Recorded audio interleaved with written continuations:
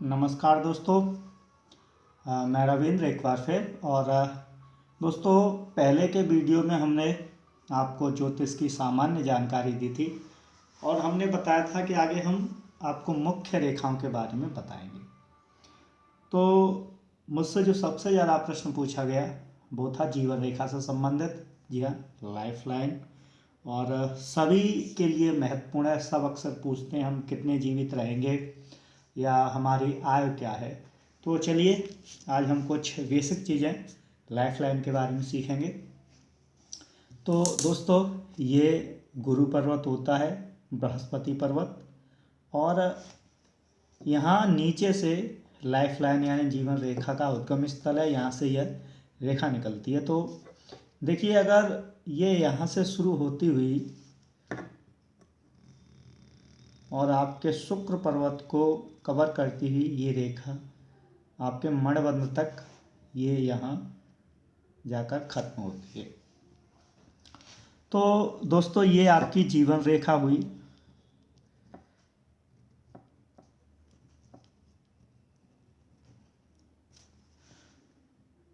अब जीवन इससे संबंधित है कि ये रेखा जितनी बड़ी होगी, पहली बात, उतना लंबा जीवन होगा। जितनी शुद्ध होगी, कटी फटी नहीं होनी चाहिए, लहरदार नहीं होनी चाहिए, उतना लंबा जीवन होगा। इस रेखा को अगर कोई रेखाएं क्रॉस कर रही हैं तो इसका मतलब है कि आपके जीवन में समय समय पर आपको स्वास्थ्य संबंधी परेशानियां आती रहेंगी। ये यहाँ से हमारी एक मस्तिष्क रेखा का निकलना होता है। ये आप देखिए,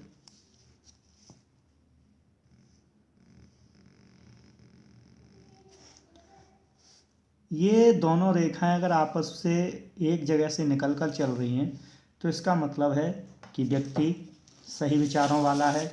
वह अपने कार्य सोच समझकर करता है। ये आपकी मस्तिष्क रेखा कहलाती है।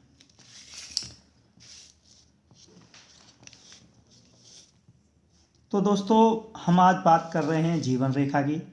तो ध्यान रखिए, जिस व्यक्ति की जीवन रेखा गुरु पर्वत के ठीक नीचे से शुरू होकर मणिबंध पर्वत तक पहुंचती है तो वह व्यक्ति लंबी आयु वाला होता है, दीर्घ आयु वाला होता है। शर्त यह है कि व्यक्ति का गुरु पर्वत उच्च होना चाहिए, पुष्ट होना चाहिए, बड़ा होना चाहिए। साथ ही जीवन रेखा को बहुत सी रेखाएं काटनी नहीं चाहिए या ये जंजीरदार नहीं होनी चाहिए। अगर जीवन रेखा पर आपको ये रेखाएं दिख रही हैं तो इसका मतलब ये है कि आपके जीवन में स्वास्थ्य संबंधी समस्याएं आती रहें। अब ये देखिए, यहाँ से एक भाग्य रेखा शुरू होती है जो ऐसे क्रॉस करते हुए सन पर्वत तक जाती है। अब मित्रों, ये त्रिभुज यहाँ बन रहा है। अगर किसी व्यक्ति का ये त्रिभुज छोटा बनता है तो इसका मतलब ये है कि व्यक्ति संकीर्ण विचारों वाला है। और यह त्रिभुज बनने का एक मतलब ये भी है कि व्यक्ति को दमे संबंधी समस्याएं रहीं, दमा की यानी कि हृदय संबंधी परेशानियां रह सकती हैं। जीवन रेखा की हम बात करें, अगर ये रेखा पतली है तो आकस्मिक मृत्यु भी हो सकती है। टूटी हुई है, जैसे बीच में टूट जाती है, बहुत सी रेखा यहाँ से आई, यहाँ छूटा, दूसरी यहाँ से फिर शुरू हो गई, तो उसका मतलब है कि व्यक्ति को जीवन में बीमारी मिलेगी। जैसे आप यूँ मान लीजिए, एक रेखा यहाँ से जीवन रेखा आई, फिर यहाँ टूट गई, यहाँ से फिर शुरू हो गई, ऐसे तो ऐसा नहीं होना चाहिए। अगर ये जीवन रेखा आपकी ज़्यादा चौड़ी है, गहरी है, तो इसका मतलब ये है कि आप ज़्यादा क्रोध करने वाले हैं और आप थोड़े सन की किस्म के हैं, तो ऐसा भी नहीं होना चाहिए। अगर ये जीवन रेखा आखिर में जाकर दो हिस्सों में बट रही है, ये देखिए, अगर ऐसे हो रहा है तो इसका मतलब है कि आपका जो बुढ़ापा है, लास्ट समय है आपके जीवन का, वो आपका निर्धनता में व्यतीत होगा। यहाँ से जीवन रेखा से अगर कोई रेखाएं ऊपर की ओर निकल के जा रही हैं, सन पर्वत की तरफ या सूर्य पर्वत की तरफ या बुध पर्वत की तरफ, कहीं भी अगर जीवन रेखा से कोई रेखा निकलकर ऊपर की ओर जा रही है तो आपके जीवन में अचानक धन प्राप्ति के योग बन रहे हैं। जीवन के शुरू में यहाँ अगर कोई क्रॉस का चिन्ह है तो इसका मतलब ये है कि आपके बचपन का समय दुखपूर्वक बीता, परेशानियाँ और स्वास्थ्य संबंधी आपको समस्याएं रहीं शुरू में। अगर जीवन रेखा के यहाँ पास में ऐसा गोल सा निशान है तो आपको तंत्र मंत्र में भी रुचि हो सकती है। तो आज हम केवल जीवन रेखा की बात कर रहे हैं और जीवन रेखा को हम केवल इतना बता रहे हैं, आप बेसिक जो हस्तरेखा शास्त्र है उसमें ये समझ लीजिए कि अगर ये रेखा छोटी है और ये शुक्र क्षेत्र जो है आपका कम है तो व्यक्ति का जीवन एवरेज छोटा है। हम इसे 10 भागों में बांट के लाते हैं, हम नाप लेते हैं इसका। ये मान लो आपकी 15 सेंटीमीटर की है तो हम 10 भागों में से बांटेंगे, लगभग 1.5 सेंटीमीटर का प्रतिभाग हो गया। और ये जितने 10 भाग हो गए, अगर आपके यहाँ से जैसे कोई एक रेखा काटती है और हमने ये छोटी रेखा है तो आपका एवरेज जीवन 60 वर्ष हो गया, तो आपका 1 सेंटीमीटर जो बन रहा है वो लगभग 1.5 सेंटीमीटर जो बनेगा आपका 6 वर्ष का बनेगा।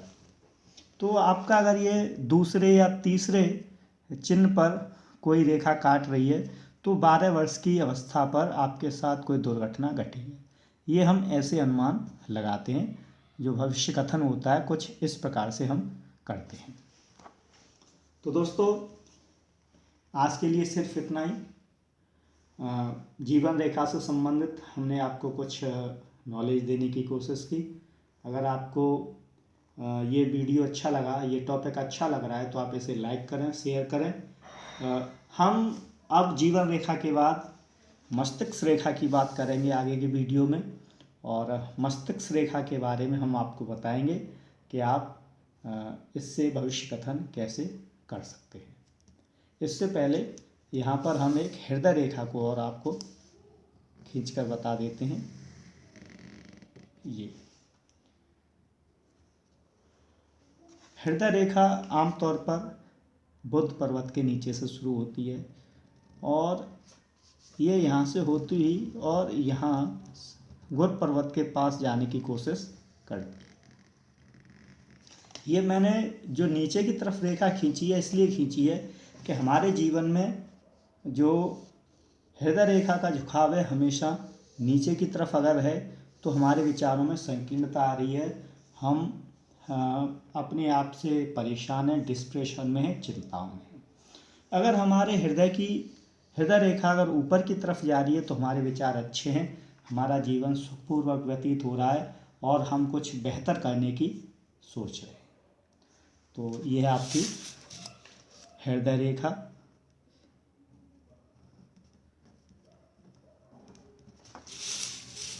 तो आप देख सकते हैं जीवन रेखा, मस्तिष्क रेखा, हृदय रेखा, ये तीनों रेखाएं हमारे जीवन में महत्वपूर्ण रोल अदा करती हैं। और इसके अलावा एक जो मुख्य रेखा है वो यहाँ से एक भाग्य रेखा है, ये जो मैंने आपको बताई, इसका उद्गम स्थल भी जीवन में हाथ में दोस्तों हमारे सभी रेखाओं के उद्गम स्थल कई जगह से हो सकते हैं। कुछ लोगों के हाथ में जीवन रेखा यहाँ बृहस्पति पर्वत के नीचे से शुरू हो सकती है, कुछ लोगों के हाथों में और दूर से शुरू होगी, कुछ लोगों के हाथों में ये बिल्कुल यहाँ से शुरू हो सकती है।